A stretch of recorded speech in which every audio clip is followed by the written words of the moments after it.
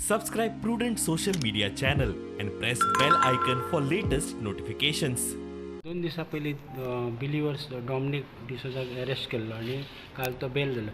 आता फुडें इन्व्हेस्टिगेशन कशें कितें? Yeah, investigation. I have given instruction that all the even CCTV footage of last Friday, I told them to collect, plus mobile details, and it is part of investigation. And if some more people are involved in this offense, we will definitely take action. And but since it's under investigation, I cannot divulge more things on this. Assault happened, but both the parties were not called, or one party came, other party didn't come. Some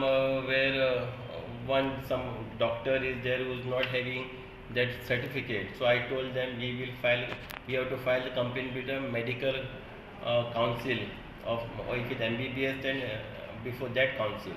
I told him that I will write letter to conduct inquiry. If anything is there, they will file a complaint. So some procedures also some people don't know. So I've guided them. One person saying that some parking is there in front of his house. So I given the timing Monday or Tuesday I will come personally, and I will request those people that what to do about the parking. So some issues where I have two people, I told I'll come personally to do the inspection. So almost all were satisfied.